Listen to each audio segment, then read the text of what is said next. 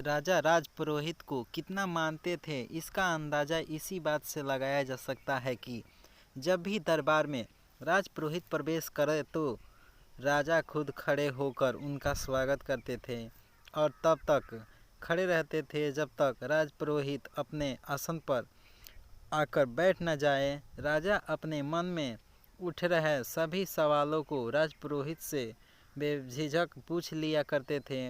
राजपुरोहित भी अपनी बुद्धि से उनका अच्छे से उत्तर दिया करते हैं।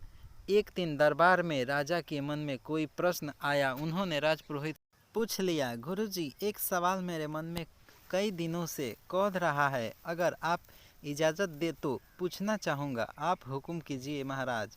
राजपुरोहित ने कहा, जैसे कि मैंने बताया, कई दिनों से यह सवाल मुझे परेशान कर रहा है। मुझे विश्वास है कि इसका ऐसा उत्तर जिससे मुझे संतुष्ट मिला केवल आप ही दे सकते हैं। सवाल यह है कि ज्ञान बड़ा होता है या व्यवहार? राजा ने पूछा। राजपुरोहित सोच में पड़ गए। यह सवाल सच में मुश्किल था। ऐसा नहीं कि उन्हें इस सवाल का उत्तर नहीं मालूम था, लेकिन उसे कई राजा को तरीके से समझाया जाए यह उनके समझ में नहीं आ रहा था। राजपुरोहित ने विनती कर राजा से कुछ दिनों की मोहलत मांग ली ताकि कोई ऐसा तरीका ढूंढ सके जिससे इस सवाल का उत्तर राजा को संतुष्ट कर पाए। दरबार खत्म हो गया। राजपुरोहित अपने घर वापस लौट गए। उस दिन से वो चिंता में रहने लगे। उन्हें समझ नहीं आ रहा था कि कैसे राजा के सवाल का उत्तर दिया जाए। 2-3 दिन बात बीत गए। राजपुरोहित अभी भी इसी कशमकश में थे और वह ना अच्छे से सोते थे, ना ही ठीक से सो पाते थे, ना ही खा पी रहे थे। उनकी पत्नी यह सब देख रही थी। पत्नी ने राजपुरोहित से उनकी परेशानी का कारण पूछा। राजपुरोहित ने सारी समस्या अपनी पत्नी से कही।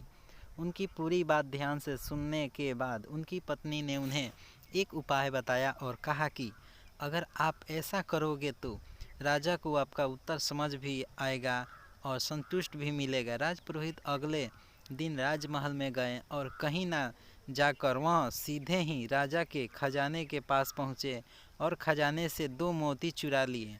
उनके ऐसा करते देख खजांची ने देख लिया। खजांची को अपनी आंखों पर विश्वास नहीं हुआ।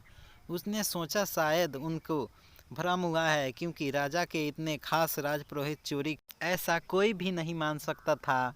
उनके एक बार कहने से राजा उनको बेशुमार धन दौलत दे सकते हैं। अगले दिन राजपुरोहित फिर से खजाने से 2 मोती चुरा लाए। फिर से एक बार खजांची ने यह सब देखा। अब उन्हें लगा कि उन्होंने कल जो देखा था वह कोई भ्रम नहीं था। कोई दूसरा व्यक्ति होता तो तुरंत उसे पकड़कर राजा दे देते हैं।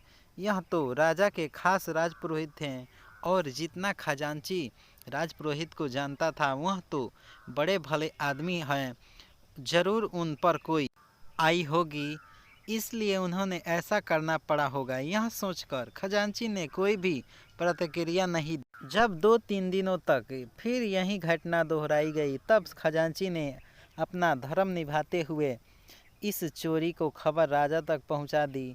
राजा को पहले तो बिल्कुल भी विश्वास नहीं हुआ, लेकिन खजांची ने जब पूरी बात बताई कि कैसे राजपुरोहित जी एक नहीं, 2 नहीं, लेकिन पिछले 1 हफ्ते से खजाने से मोतिया की चोरी कर रहे हैं, इस बात को खजांची ने इतना जोर देकर और कसम खाकर कहता है था कि राजा को भी अब उसकी बातों पर विश्वास हो गया। अगले दिन जब राजपुरोहित दरबार में आया तब राजा ने ना ही उनका स्वागत किया, ना ही अपनी जगह से खड़े हुए। राजा ने राजपुरोहित से पूछा, क्या आप खजाने से मोतियों की चोरी कर रहे हैं?